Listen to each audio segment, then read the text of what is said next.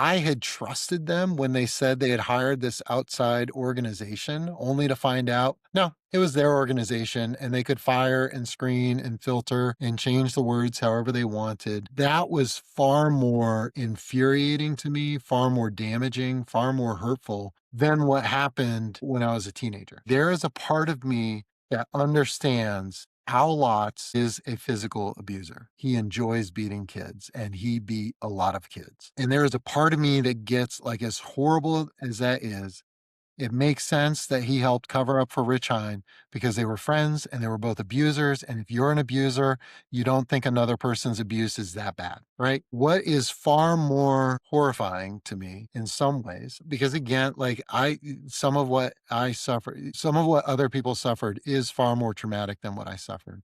I felt like I betrayed other missionary kids by advocating for them to go through this process. I felt like I set other people up to get hurt by telling them that they could go and share these stories and New Tribes was going to actually do the right thing. It's crazy to me that 15 years later, they are still burying names, dozens, hundreds of names of sexual and physical and spiritual abusers that are still just out there, able to get jobs at schools, to live.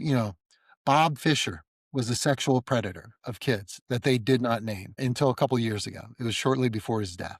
They wouldn't name him now because he's dead. He was living across the street from a middle school at one point, right? Like, if he had ever been named, if he had ever been appropriately investigated at the time, there would have been things put in place to protect him from having this kind of access to kids going forward. But they didn't. Where 15 years ago I had all this hope and felt like, man, the leadership of Ethnos 360 has an opportunity here to do the right thing, to cause healing. Look out for the least of these. Um, Countless children that were beaten, that were molested, that were raped, that were told they were liars, that were told they were going to hell, that they were going to send other people to hell if they said anything. For years, I was the one that felt shame and embarrassment, and I felt like I couldn't say anything. And like, Al Watts should be the one that feels ashamed and embarrassed and afraid. But because they never said anything, he's the vice president of another mission that specifically does children and youth ministry, right? Like, that's outrageous.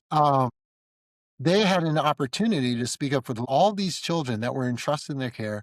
They didn't. And so that's why there's a part of me now that goes, the leadership of Ethnos 360 is culpable for the silence, for enabling.